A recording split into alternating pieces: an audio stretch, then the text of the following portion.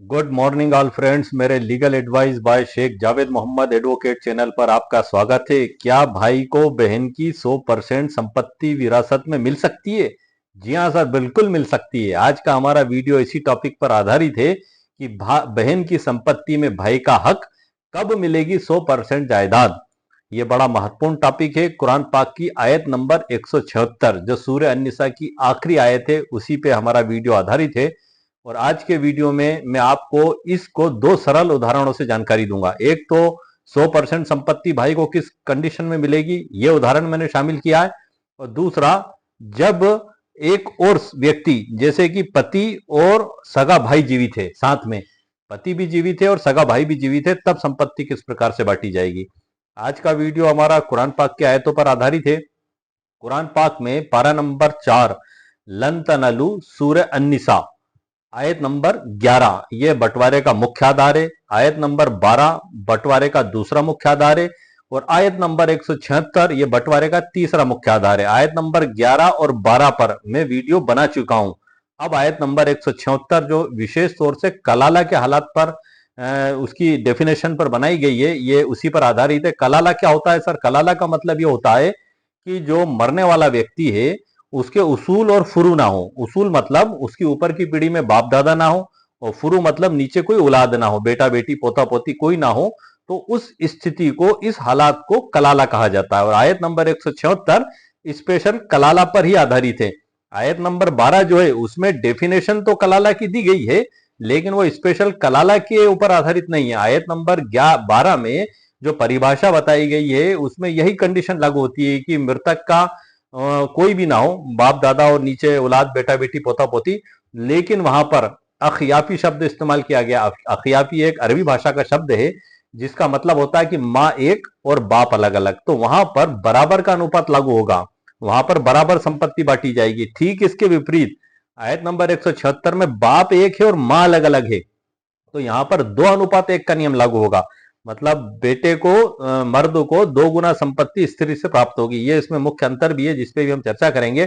और जिन टॉपिकों पर मैं मेरे चैनल पर वीडियो अपलोड कर चुका हूं उसकी जानकारी मैं वीडियो के अंत में दूंगा। और ये सारी महत्वपूर्ण जानकारियां और सुप्रीम कोर्ट का लैंडमार्क जजमेंट, ये सब कुछ मैंने डिजिटल ई बुक में आप लोगों के लिए तैयार करके रखे हैं। डिजिटल ई बुक की लिंक इस वीडियो के नीचे डिस्क्रिप्शन बॉक्स में मेरे द्वारा दे दी गई है। यदि आप लोगों को आवश्यकता महसूस हो तो आप उसको वहां से जाकर खरीद सकते हैं। अक्सर मेरे व्यूवर्स का ये कहना रहता है कि सर आप जो भी वीडियो बनाएं उसका हमें डिजिटल ई बुक, नोट्स या पीडीएफ जरूर उपलब्ध कराएं। तो ये सुविधा मैंने आप लोगों के लिए चालू कर दी है। अब आगे बढ़ने से पहले मैं आपको सुप्रीम कोर्ट का एक बड़ा ही महत्वपूर्ण जजमेंट भी सर बता दूं। 16 अक्टूबर 2025 का है, जोहरान बी विरुद्ध डी इमाम खान। ये रेसिड्यूरी असाब के ऊपर एक बड़ा लेटेस्ट जजमेंट है जो एक सीखने और समझने के लिए हर व्यक्ति के लिए बड़ा जरूरी है। एक एडवोकेट्स के लिए भी बड़ा महत्वपूर्ण है सर मेरा वीडियो। एक आम मुस्लिम्स के लिए बड़ा महत्वपूर्ण है, एक आम व्यक्ति के लिए भी बड़ा महत्वपूर्ण है मेरा वीडियो। कारण ये है कि अदालत में जब कोई मुकदमा लगाया जाता है तो हमें सबसे पहले पता होना चाहिए कि आखिर इनका बंटवारा किस प्रकार से निकाला जाएगा। अगर हमें ये नहीं मालूम है तो हम अदालत में दावा भी पेश नहीं कर सकते। दूसरी बात यह है कि यदि किसी व्यक्ति के द्वारा झूठा दावा लगा दिया गया अदालत में, तब हम उसका वास्तविक जवाब किस आधार पर देंगे। जो कुरान पाक की आयतों में अल्लाह सुब्हानहू तआला ने हुक्म फरमाया है, यदि उस आधार पर हमें बंटवारा निकालना नहीं आता है तो हम अदालत में जवाब दावा भी नहीं तैयार कर पाएंगे। तो आज का वीडियो एक आम व्यक्ति के लिए और एक एडवोकेट्स के लिए, दोनों के लिए बड़ा महत्वपूर्ण है। जैसे कि ये जो लैंडमार्क जजमेंट है सर, इसमें जो रेसिड्यूरी के बारे में बताया गया है, इसमें ये बताया गया है, इसका थोड़ा सा शॉर्ट में मैं आपको जानकारी दे दूं आगे बढ़ने से पहले, कि चांद खां और उनके सगे भाई इमाम खां और चांद खां की पत्नी जोहरा भी, 3 इसमें लोग हैं। चांद खां की मृत्यु बे औलाद हो जाती है। वारिसान में उनके सगे भाई इमाम खां और उनकी पत्नी जोहरा भी रहती हैं। इनके बीच में संपत्ति को, बंटवारे को लेकर अदालत में मुकदमा होता है। लोअर कोर्ट, हाई कोर्ट और सुप्रीम कोर्ट तक मामला जाता है। यहाँ पर जो जीवित भाई थे उनके द्वारा कोर्ट में ये दलील रखी गई जज साहब के समक्ष कि उनके भाई ने उनकी जीवित अवस्था में एग्रीमेंट टू सेल के जरिए सारी संपत्ति, कुछ संपत्ति बेच दी थी, तो इसको बंटवारे में शामिल नहीं किया जाए। उनकी पत्नी ने इस पर आपत्ति की। सुप्रीम कोर्ट के द्वारा इसमें ये डिसाइड किया गया कि जो संपत्ति बेची गई थी एग्रीमेंट टू सेल के जरिए, उसमें संपत्ति अंतरण अधिनियम 1882 की धारा 54, जैसे कि 100 रुपए से ऊपर की कोई संपत्ति होती है तो उसका रजिस्ट्रेशन आवश्यक हो जाता है। और रजिस्ट्रेशन एक्ट 1908 की धारा 17 के तहत जो है कि विक्रय विलेख का तो रजिस्ट्रेशन सर आवश्यक है ही, और अगर कोई नहीं कराता है तो इसी अधिनियम की धारा 49 के तहत उसको कोई राइट्स प्राप्त नहीं होते। तो इन सब चीजों का हवाला देते हुए सर्वोच्च न्यायालय के द्वारा उसको माना नहीं गया कि एग्रीमेंट टू सेल से किसी को भी कोई राइट्स पैदा नहीं हुए हैं, और वो संपत्ति भी बंटवारे में शामिल है। उसको मातृका संपत्ति माना गया। मातृका एक अरबी भाषा का शब्द है जिसका मतलब होता है कि जो मृतक है, जिसका इंतकाल हुआ है, उसकी तमाम चल अचल संपत्ति जो बंटवारे में शामिल होती है उसको मातृका कहा गया। और इसी जजमेंट में यह भी डिसाइड किया गया जजमेंट के पैरा क्रमांक 11 में कि मुस्लिम विधि के तहत पैतृक संपत्ति और सुअर्जित संपत्ति में कोई अंतर नहीं होता है। जैसे कि हिंदू विधि के अंतर्गत अंतर होता है कि जो संपत्ति 4 पीढ़ी से बगैर विभाजित चली आ रही है तो उसको पैतृक संपत्ति कहा जाता है। यदि 4 पीढ़ी में बीच में कहीं बंटवारा हो गया तो वहां से वो फिर सेल्फ एक्वायर्ड हो जाती है, स्वअर्जित हो जाती है। तो ऐसे प्रावधान मुस्लिम विधि में नहीं है। स्वअर्जित संपत्ति के, ये पैतृक संपत्ति के संबंध में बेटियों को भी अब उसमें बराबर अधिकार दे दिया गया है। सुप्रीम कोर्ट ऑफ इंडिया का बड़ा लेटेस्ट जजमेंट है, लैंडमार्क जजमेंट है सुनीता शर्मा विरुद्ध राकेश शर्मा 2020 का, जिसमें कोपार्सनर मान लिया गया है बेटियों को हिंदू विधि के तहत, और वो बेटे के समान बराबर की हकदार रहती हैं उसमें। और हिंदू उत्तराधिकार अधिनियम 1956 की धारा 6 में अमेंडमेंट भी किया गया 2005 में, और उससे राइट्स क्रिएट किए गए। हिंदू उत्तराधिकार अधिनियम पे भी सर तकरीबन 200 से ऊपर वीडियो में बना चुका हूं। वर्तमान में वसीयत पे भी बनाए, नोटरी, बीएनएसएस 2023, बीएनएस 2023, और जिसको एविडेंस एक्ट, एग्रीमेंट एक्ट और बाकी तमाम लॉ से रिलेटेड ही वीडियो बनाता हूं मैं।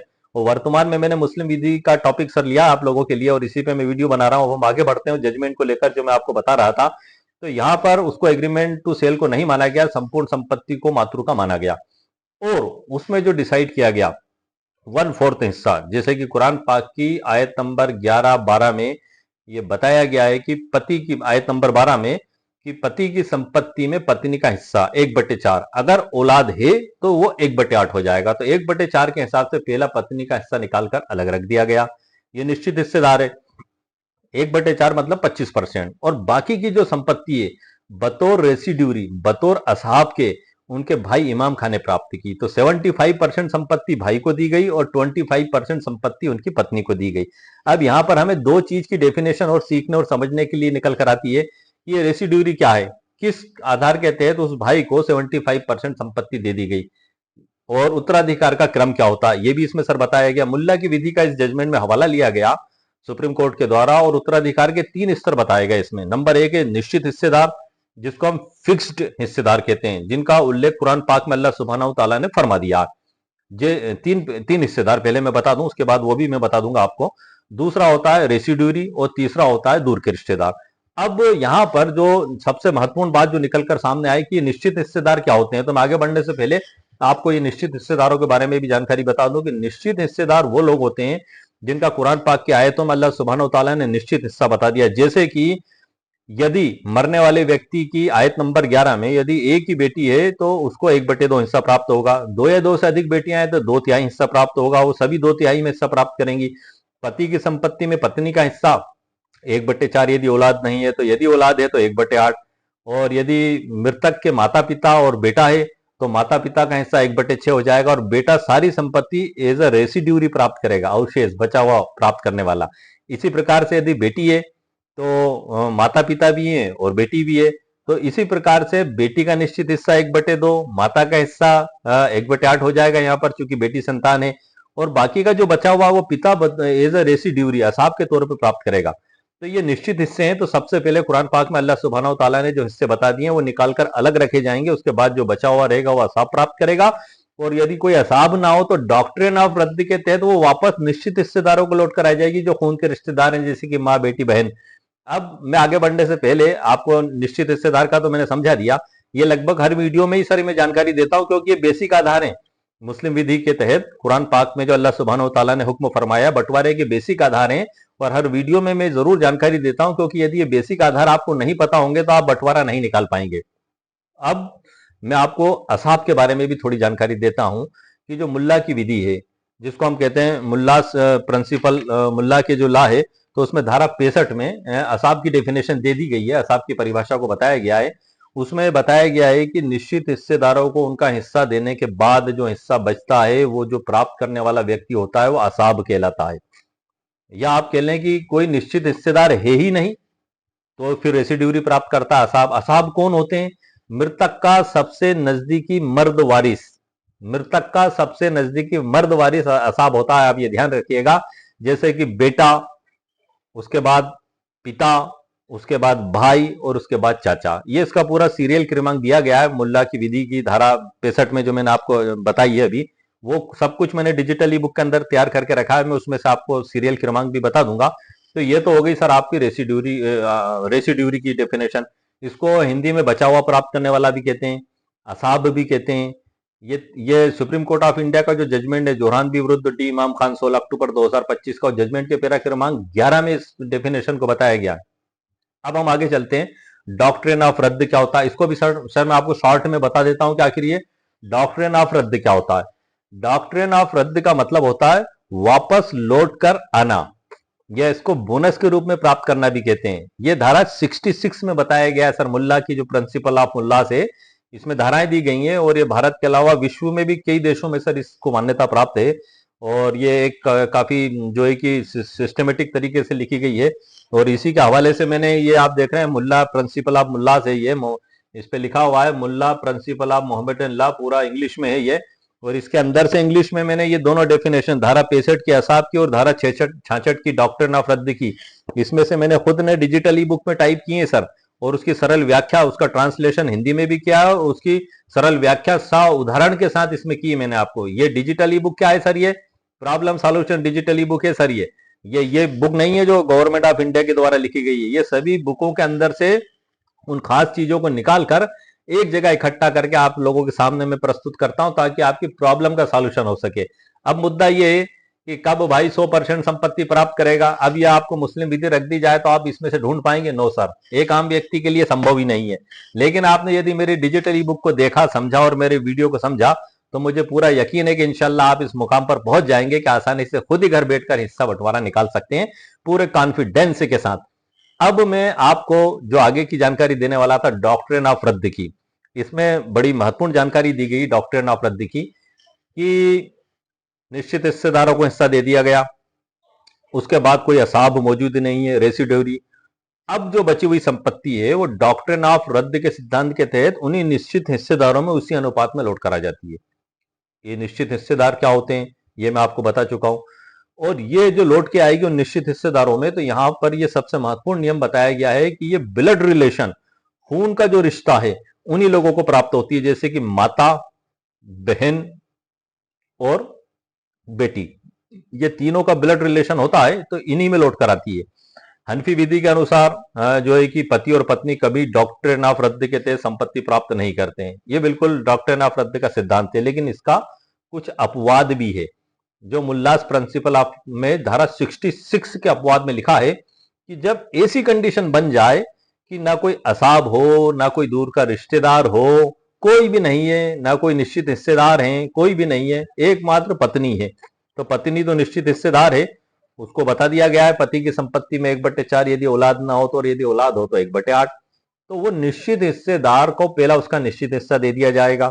अब यदि हम डॉक्टर ऑफ रद्द के सिद्धांत की जनरल व्याख्या को अगर हम देखें, तो उसके तहत बाकी जो निश्चित हिस्सा पत्नी का दे दिया 1/4, उसके बाद जो प्रॉपर्टी बची वो बेतुल माल में जाएगी, सरकारी खजाने में, या दूर के रिश्तेदारों को जाना चाहिए। लेकिन यहां पर एक ही अमेंडमेंट किया गया है, जो हनफी रज़ियल्लाहु ताला थे और उनके बाद के अनुयायी थे, और ये जो मुल्लास प्रिंसिपल ऑफ लॉ, इसी के अंदर वो लिखा हुआ है उसका अपवाद, उसी को मैंने इस डिजिटल ई बुक के अंदर भी लिखा हुआ है, जो मैं भी आपको आगे बताऊंगा। इसमें बताया गया है कि वो संपत्ति ना तो बेतुल माल में जाएगी और ना ही दूर के रिश्तेदारों में जाएगी, और वो वापस लौटकर पत्नी को प्राप्त हो जाएगी।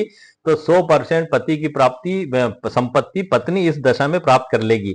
इसी प्रकार से जो आज के वीडियो में अब मैं आपको आगे जानकारी देने जा रहा हूं, 100% संपत्ति भाई भी प्राप्त कर लेगा, लेकिन उसके हालात और परिस्थितियां आपको समझना बेहद जरूरी है। क्योंकि आज का वीडियो हमारा कुरान पाक पर आधारित है, तो आखिर ये कुरान पाक क्या है? ये मुस्लिम विधि में वही बेसिक स्रोत है जहां से बंटवारे के नियम निकल कर आए हैं।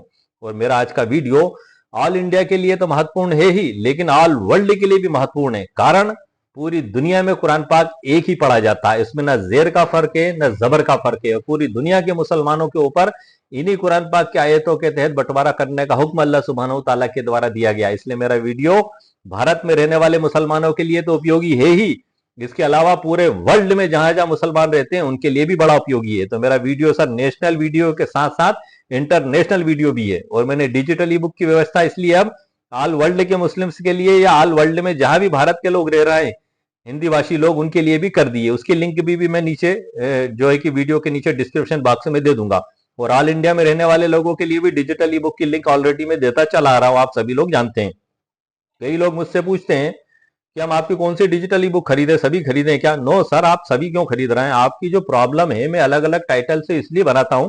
आगे बढ़ने से पहले महत्वपूर्ण जानकारी और दे दूं कि वो जो टाइटल है वो उस मुख्य समस्या पर आधारित है। जैसे कि ये कि भाई किस दशा में 100% संपत्ति प्राप्त करेगा। अब यदि आप इस स्थिति में हैं कि आपकी बहन का इंतकाल हो गया है और आप अकेले भाई हैं और आप इस चीज को गूगल पर और यूट्यूब पर सर्च करके तलाश रहे हैं, तो आप सिर्फ इस वीडियो को पकड़ें सर और इसी के डिजिटल ई बुक को आप परचेस करें।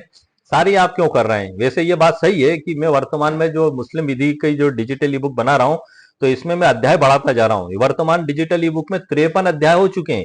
अब मैं जो नेक्स्ट वीडियो बनाऊंगा तो ये जो डिजिटल ई बुक में जो नई जानकारी दी ये भी उसके नीचे 54वें अध्याय में जोड़ दूंगा और वहां से नया अध्याय चालू हो जाएगा। ये बात बिल्कुल है कि आप जो मेरी पिछली वीडियो अगर खरीदेंगे तो वो उसी मुख्य मुद्दे पर आधारित है, लेकिन बाद वाली में उसका भी समावेश आपको मिल जाएगा। लेकिन सवाल ये उठता है सर कि ये इंटरनेट की दुनिया, यूट्यूब की दुनिया, गूगल की दुनिया में आप कहां कहां एक टाइटल पर ढूंढ पाएंगे।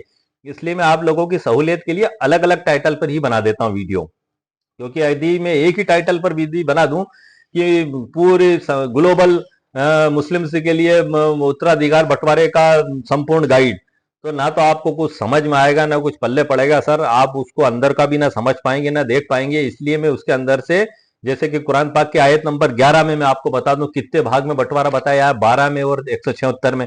कुरान पाक के आयत नंबर 11 सूरह अन-निसा की, इसमें 6 प्रकार के बंटवारे बताए गए, उन सब पे मैं वीडियो बना चुका हूं। आयत नंबर 12 में कुल तकरीबन 3, 2, 5, 2, 7 प्रकार के बंटवारे बताए गए, उन पे सब पे वीडियो बना चुका हूं। और आयत नंबर 176 पे 4 प्रकार के बंटवारे अल्लाह सुब्हानहू तआला ने बताया, उन पे अब मैंने वीडियो बनाना चालू किया अलग अलग टॉपिक पे।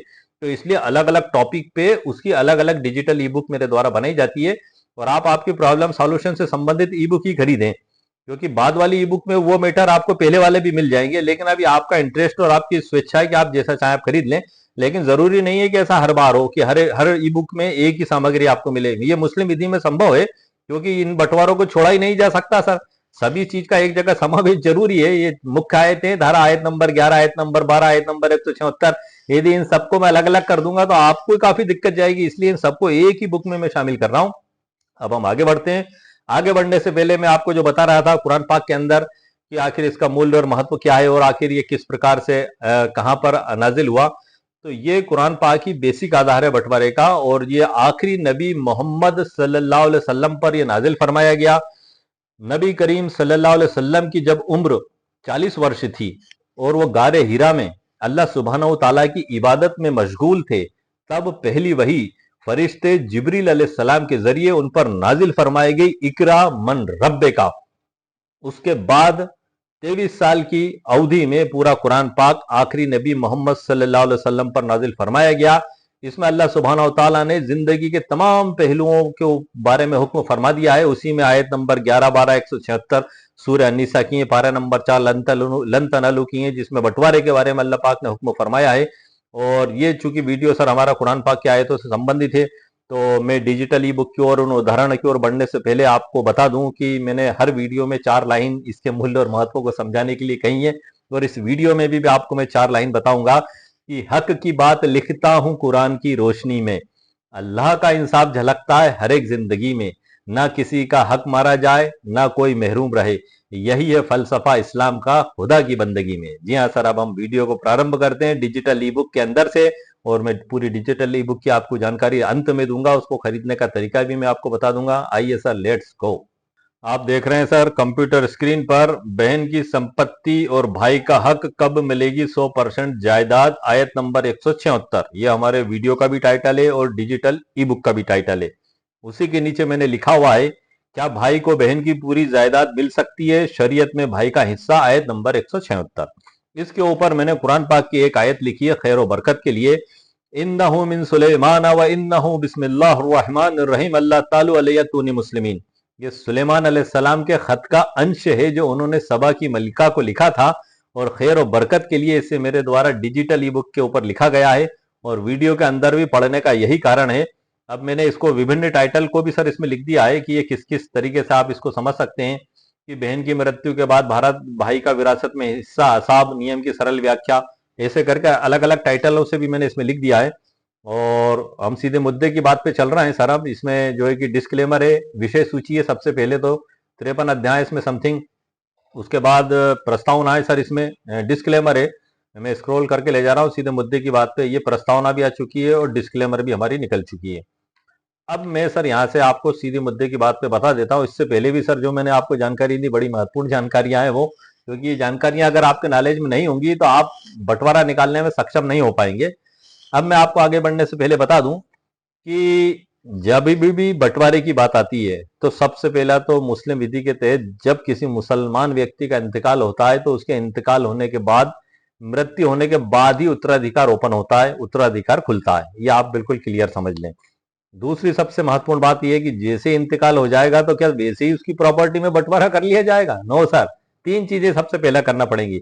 अल्लाह सुब्हानहू तआला ने कुरान पाक के आयतों में कई जगह इसको फरमाया, वसीयत और कर्जा अदा करने के बाद, वसीयत और कर्जा अदा करने के बाद, वसीयत और कर्जा अदा करने के बाद। अब आपको तीन चीजें क्या करना होगी। नंबर एक है, जो व्यक्ति मरा हुआ है, जिसका इंतकाल हुआ है, तो उसके कफन दफन का जो भी खर्चे है वो उसमें से निकाल कर आपको अलग रखना होगा। दूसरी बात है, उस मरने वाले व्यक्ति के ऊपर यदि कोई कर्जा है तो उस कर्जे को आपको अदा करना होगा। तीसरी बात है, यदि उसने कोई वसीयत की 1/3 तो वसीयत को आपको निकाल कर अलग रखना होगी। उसके बाद फिर जो संपत्ति बचेगी उसमें बंटवारे की कार्रवाई प्रारंभ की जाएगी। ये पूरे वर्ल्ड में नियम लागू है सर, आप ध्यान रखिएगा। कोई भी मुसलमान व्यक्ति 1/3 से अधिक संपत्ति की वसीयत नहीं कर सकता। हिंदू विधि के तहत कोई भी व्यक्ति संपूर्ण संपत्ति की वसीयत कर सकता है। एक मुस्लिम व्यक्ति हिबानामे के जरिए संपूर्ण संपत्ति किसी को भी दे सकता है, बेच भी सकता है, लेकिन वसीयत में 1/3 का नियम लागू होता है। यदि 1/3 से अधिक वसीयत करता है तो अन्य वारिसों की सहमति आवश्यक है। इन पे मैं स्पेशल वीडियो बना चुका हूं, मेरे चैनल पर अपलोडेड है, आप देख सकते हैं। अब हम चालू करते हैं सर शुरुआत में मुख्य मुद्दे से। कुरान पाक की आयत नंबर 176 है। इसमें मैं सर आपको सबसे पहला तो इस आयत का तर्जुमा पढ़ के बता रहा हूँ। तर्जुमा भी मैं क्यों पढ़ रहा हूँ सर, क्योंकि मैंने जो सुप्रीम कोर्ट का लैंडमार्क जजमेंट इसमें शामिल किया है, जोरान बी विरुद्ध डी इमाम खान 16 अक्टूबर 2025 का, उसके पैरा क्रमांक 11 में सुप्रीम कोर्ट ऑफ इंडिया के जज साहब के द्वारा आयत नंबर 12 का तर्जुमा पूरा लिखा गया और मुल्ला की विधि का हवाला देते हुए इसमें जजमेंट किया गया। 25% तो बीवी को और 75% भाई को रेसिड्यूरी के आधार पर। तो मैं आपको पढ़ के इसलिए बता रहा हूं कि ये बड़ी महत्वपूर्ण चीज है। लोअर कोर्ट से लेकर सर्वोच्च न्यायालय तक इन्हीं तर्जुमे के अंदर से उसकी इंटरप्रिटेशन निकालकर बंटवारे किए जाते हैं। अब हम आयत नंबर 176 को मैं पढ़ रहा हूं सर, ध्यान से सुनिएगा। आपको इसके अंदर जो 4 प्रकार के बंटवारे बताए गए वो सब आपको सुनने को मिल जाएंगे। उसमें नंबर 1 बंटवारे पर कि इकलौती बहन का हिस्सा 1/2 और भाई का हिस्सा 100%। तो इकलौती बहन का हिस्सा 1/2 इस पे मैंने कल वीडियो अपलोड कर दिया, आज भाई का हिस्से पे मैं वीडियो अपलोड कर रहा हूं। ये सब कुछ आपको इसमें मिल जाएगा, इसलिए मैं पढ़ के सुना रहा हूं आपको। लोग आपसे हुक्म दरियाफ्त करते हैं तो आप फरमा दीजिए कि अल्लाह कलाला के बारे में तुमको यह हुक्म देता है कि अगर कोई फौत हो जाए जिसके औलाद ना हो और ना माँ बाप हो और उसके बहन हो, तो उस बहन को कुल तरके का निस्फ हिस्सा 1/2 मिलेगा और वो अपनी बहन का वारिस होगा अगर वो बहन फौत हो जाए। इसी मुद्दे पे मैं वीडियो बना रहा हूं। अगर उसके औलाद ना हो, अगर बहनें 2 हो तो उनको कुल तरके का 2/3 मिलेगा, और अगर वारिस चंद बहन भाई हैं और मर्द और औरत तो एक मर्द को 2 औरत के हिस्से के बराबर मिलेगा। अल्लाह तुमसे दीन की बात इसलिए बयान करता है कि तुम गुमराही में ना पड़ो और अल्लाह हर चीज को खूब जानने वाला है। आयत नंबर 176। ये तर्जुमा ने पढ़ के बता दिया, आपको समझ में आ चुका है, इसमें स्पष्ट कि कहां किसका हिस्सा है। अब हम आगे बढ़ते हैं। इसकी सर मैंने व्याख्या की है, इसको अरबी में भी लिखा है, इसका तर्जुमा भी लिखा है, और ये अलग अलग पार्ट में भी मैंने इसको बांट दिया इसके अंदर। और यहाँ पर थोड़ा सा मैं बता दूं आपको, सगे बहन बनाम सोतले, आयत नंबर 12 में जो अखियाफी भाई बहनों की बात है, जहां भाई बहन को बराबर 1:1 का हिस्सा मिलता है, लेकिन इस आयत 176 में सगे या अल्लाती भाई बहनों की बात है, जहां भाई को 2 गुना 2:1 का मिलता है। और रेसिड्यूरी की जो पावर है कि यहाँ पर भाई रेसिड्यूरी के तौर पर आता है, जिसका मतलब है कि वो बचा हुआ सारा माल लेने का हकदार है। और कलाला की पुष्टि आयत दोबारा पुष्टि करती है कि कलाला वही है जिसके ना उसूल मतलब बाप दादा हो और ना फुरू मतलब औलाद हो, उस हालात को ही कलाला कहा जाएगा। सरल उदाहरण पर हम आ जाते हैं सर अब, कि सूरह निसा के आयत नंबर 176 के इस प्रावधान को कलाला का उत्तराधिकार कहा जाता है। 176 मुख्यतः कलाला पर ही आधारित है सर ये वाली आयत। इसे सरल भाषा और उदाहरण के साथ नीचे विस्तार से समझाया गया है, जैसे कि जब कोई व्यक्ति ऐसी स्थिति में इंतकाल फरमा जाए, फोत हो जाए, मर जाए, नंबर एक है कि उसकी कोई औलाद जैसे कि बेटा बेटी पोता पोती ना हो, नंबर दो उसका बाप जीवित ना हो, ऐसी स्थिति को शरीयत में कलाला कहा जाता है। नंबर तीसरा है, ऐसी सूरत में यदि उसकी एक सगी या अल्लाती कोष्टक में सोतेली मतलब पिता की ओर से बहन जीवित है तो वह कुरानिक हिस्सेदार बन जाती है और उससे संपत्ति का आधा हिस्सा मिलता है सगी बहन को।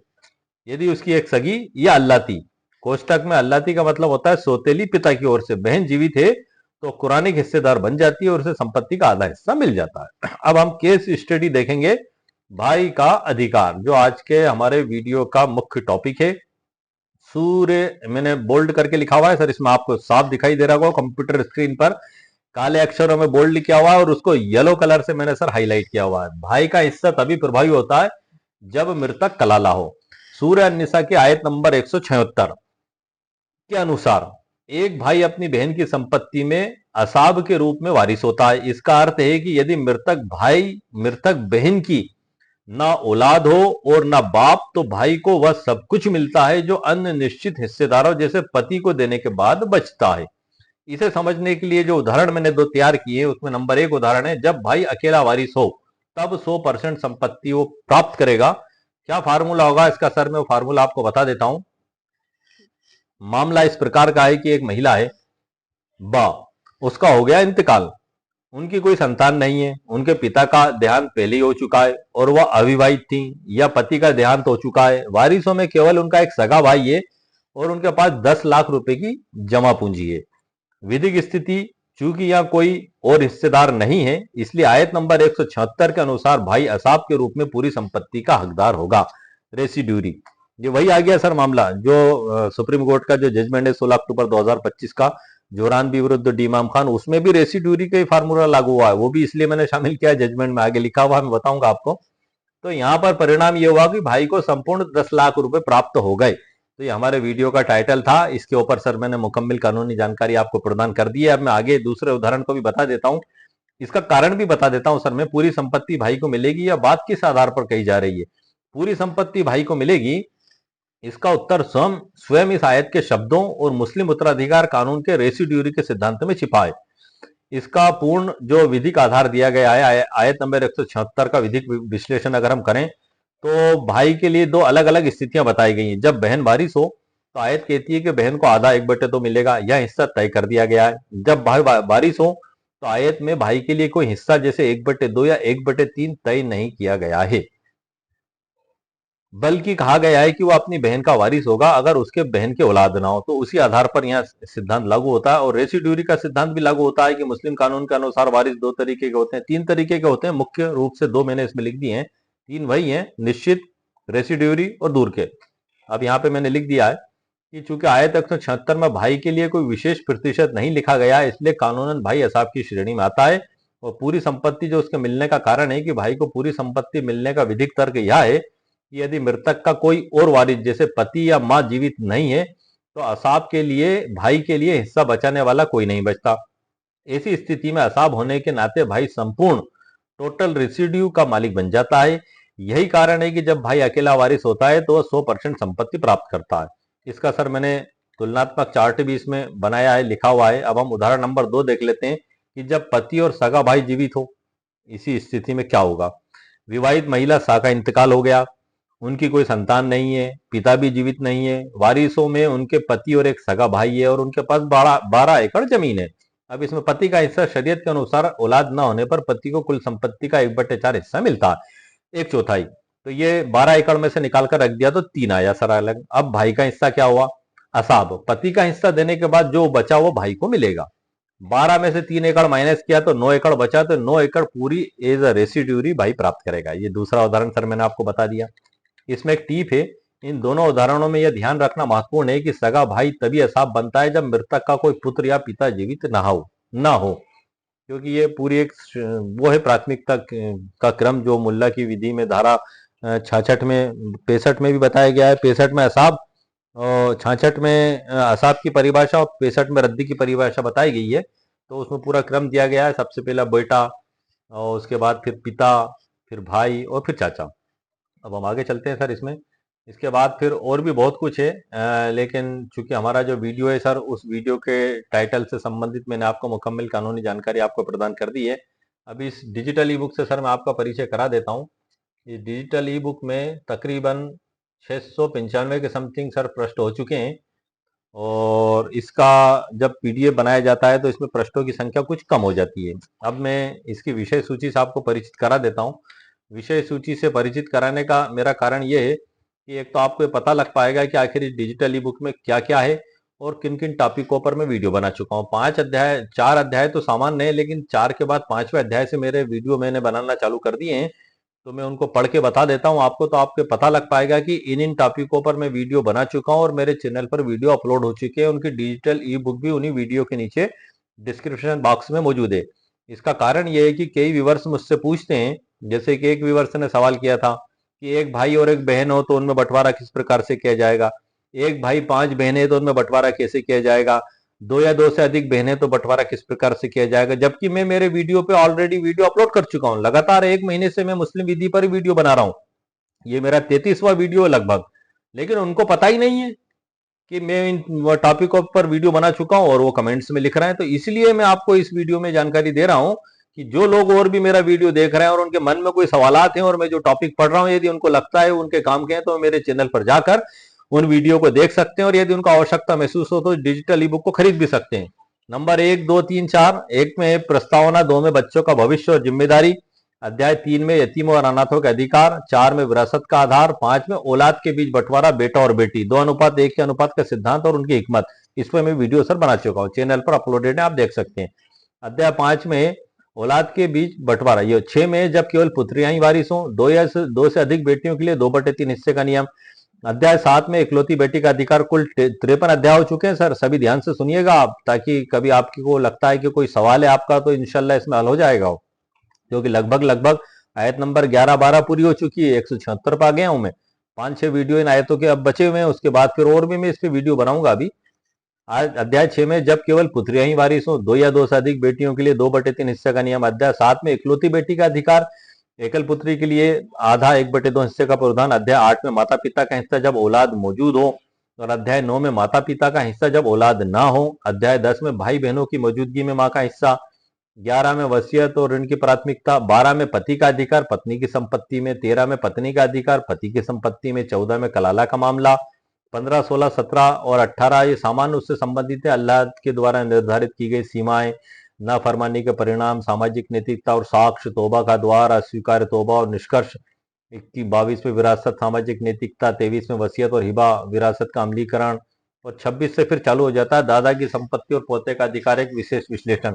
कई लोग इस पे सवाल करते हैं कि क्या दादा की संपत्ति में पोते को अधिकार है, तो वैसे तो सर नहीं है, क्योंकि अल्लाह सुब्हानहू तआला ने जो हुक्म फरमाया औलाद के बारे में फरमाया है। पोता सीधे दादा की संपत्ति में दावा नहीं कर सकता। उस कंडीशन में जब दादा के जीवित रहती उनके किसी बेटा का इंतकाल हो जाए तो वो मरने वाले की संतान दादा की संपत्ति में सीधे दावा नहीं कर सकते। इस पर मैं स्पेशल वीडियो बनाऊंगा, उसके संबंध में बहुत कुछ मैंने जानकारी लिख दी है। अध्याय 27 में तकरीबन 100 से ऊपर सवाल जवाब इसमें शामिल किए हैं मैंने, और उसके बाद ये फिर अनुक्रमणिका आ गई, और मैं आपको अध्याय 29 पे लेके चलता हूँ सीधा। 26 के बाद एक मिनट सर, ये हमारा हो गया, हाँ, अध्याय 28 में जब वारिस बेटा और माता पिता हो तब हिस्सा कैसे निकाला जाएगा। अध्याय 29 में एक भाई और 5 बहनों में जायदाद का बंटवारा कैसे किया जाएगा। क्या सौतेली माँ को पूरी जायदाद मिलेगी, बेटी का 87.5% हिस्सा कैसे होगा। अध्याय 31 में बे औलाद मैयत की जायदाद का वारिस कौन, माँ का 1/3 और बाप का हक क्या होगा। अध्याय 32 में वरासत, क्या भाई बहन की मौजूदगी में माँ का हिस्सा कम हो जाता, आयत नंबर 11। अध्याय नंबर 33 में असाब और रद्द का सिद्धांत, तो डॉक्ट्रिन ऑफ रद्द और असाब पे मैं स्पेशल वीडियो बनाऊंगा, मुल्ला की विधि धारा 65 और 66 के आधार पे। डेफिनेशन हर वीडियो में मैं बता देता हूँ, स्पेशल वीडियो में बना दूंगा सर इस पे। अध्याय 34 में माँ को 1/3 मिलेगा या 1/6, हजरत उमर रजी अल्लाह ताला का फैसला। अध्याय नंबर 36 में माँ का हिस्सा 1/3 या 1/6, भाई बहनों की मौजूदगी में क्या नियम होगा। अध्याय 37 में बीवी की संपत्ति में पति का हिस्सा, 38 में पति की संपत्ति में बीवी का हिस्सा, 39वें में अगर माँ एक है और बाप अलग अलग तो भाई बहन का कितना हिस्सा होगा। आयत नंबर 12 अखियाफी, जब माँ एक है और बाप अलग अलग है। 40वां अध्याय है सर कलाला क्या है, भाई और बहन का हिस्सा कितना। अध्याय 41 में रद्द का कानून, बेटी और सौतेली माँ के बीच जायदाद का बंटवारा। बेटी और सौतेली माँ 12.5%, सौतेली माँ और 87.5% जो है कि उनकी बेटी को प्राप्त होगी। ये इस पे मैं स्पेशल वीडियो बना चुका हूँ, मेरे चैनल पर अपलोडेड है। यहाँ पर डॉक्ट्रिन ऑफ रद्द लागू होगा। इसके बाद मुस्लिम विधि में रद्द का कानून बेटी और सौतेली माँ का ही हो गया सर। फिर बेटी का हिस्सा, क्या बेटी को मिल सकती है पिता की 100% संपत्ति? जी हाँ सर, मिल सकती है। जैसे कि भाई को मिली इस वीडियो में जो मैंने आपको बताया, ऐसे बेटी को भी मिल सकती है। लेकिन हालात और परिस्थितियां क्या होंगी, इसके लिए आप मेरे चैनल पर जाइए और स्पेशल उस वीडियो को देखिए। आपको आवश्यकता लगे तो उसकी डिजिटल ई बुक भी आप खरीद सकते हैं। इसी प्रकार से बेटी का हिस्सा ये हो गया। अध्याय 43 में आएगा सगी माँ को 25% और बेटी को 75% हिस्सा कब मिलता। बिल्कुल मिलता, ये वीडियो स्पेशल बना दिया, आप देख सकते हैं। 44वें अध्याय में आएगा पत्नी माँ और बेटी के बीच संपत्ति का बंटवारा, रद्द का नियम कैसे काम करता है। 45 में चचेरा भाई मौजूद है तो रद्द का नियम फेल, जानिए माँ और बेटी का हिस्सा क्यों घट गया। इस पे भी हमारे एक व्यूअर्स ने सवाल किया था, इसलिए मैंने स्पेशल वीडियो बना दिया है। आप सभी लोगों के लिए गोल्डन अवसर है, सुनहरा अवसर है। आपके कोई भी बंटवारे से रिलेटेड सवाल है तो आप वीडियो के नीचे सर कमेंट्स करके मुझे लिख सकते हैं और मैं पढ़ के बता रहा हूं। यदि इनमें वो आपके सवाल के जवाब शामिल हैं तो आप सीधा वीडियो देखिए और डिजिटल ई बुक देखिए, और यदि नहीं है तो आप सवाल लिखिए, उसके बाद मैं इंशाल्लाह जवाब बनाऊंगा। मैं बता इसीलिए रहा हूं क्योंकि कई लोग मैं वीडियो बना चुका हूं उसके बाद भी सवाल लिख देते हैं, तो मैं पढ़ के इसलिए बता रहा हूं कि इन टॉपिकों पर मैं वीडियो बना चुका हूं। अध्याय नंबर 46 में बेटी के साथ सगी बहन का हिस्सा, समझिए असाबहा का नियम। और 47वें अध्याय में बेटी और सगी बहन को आधा आधा हिस्सा कब मिलता है, समझिए 50-50 का नियम। अध्याय नंबर 48 में क्या चचा की जायदाद में भतीजे का कोई हक है, भतीजों को मिला हिस्सा, भतीजी क्यों रह गई खाली हाथ। इस पे भी सर वीडियो बना चुका हूं। उसके बाद 49 अध्याय आता है सर हमारा, क्या निसंतान विधवा को पति की पूरी संपत्ति मिलेगी, बेवा का हक। जी हाँ सर मिलेगी, 100% भी मिल सकती है। और जायदाद मैयत की होगी तभी तो बटेगी, जानिए हिबा और रजिस्ट्री के बाद वारिसों का हक कैसे खत्म हो जाता है। 50 का ये अध्याय 50, ये मैंने इसलिए बनाया था सर क्योंकि कई लोग परेशान होते हैं, उनकी कुछ बेटियां होती हैं, वो सोचते हैं कोई वारिस नहीं है, हमारे दूर के रिश्तेदारों में संपत्ति नहीं जाना चाहिए, तो ऐसी स्थिति में वो उनके जीते जी हिबा कर दें। हिबा का रजिस्ट्रेशन एक्ट 1908 की धारा 17 के तहत रजिस्ट्रेशन करा लें तो बेटियां मालिक बन जाएंगी। तब वो फिर वहां पर कुरान में जो नियम बताए गए हैं वो यहाँ पर लागू नहीं होंगे। तो ये सबसे बेस्ट तरीका है सर, इसलिए मैंने स्पेशल वीडियो भी बनाया इस पे। अध्याय नंबर 51 में है सावधान इन 5 तरीकों से, सावधान इन 5 तरीकों से खत्म हो जाता है वारिसों का हक, मुस्लिम ला हिबा और रजिस्ट्री की ताकत। अध्याय 52 में बेटे की मौजूदगी में चचेरे भाई का हक, जानिए मुस्लिम ला में वारिसों की श्रेणियां भी बताई हैं इसमें। 53 में आएगा मुस्लिम विरासत कानून, 42 साल पुराने जटिल केस का स्टेप बाय स्टेप समाधान, दादा से लेकर परपोते तक। ये मैंने अभी कल ही अपलोड किया है सर और उसको इस डिजिटल ई बुक में शामिल कर लिया। जैसे कि आज का जो मैंने वीडियो बनाया है तो ये पूरा टॉपिक में 54 अध्याय के रूप में शामिल कर लूंगा, और जो नया वीडियो बनाऊंगा उसको शुरुआत में मुख्य मुद्दे पर मैं ले लूंगा।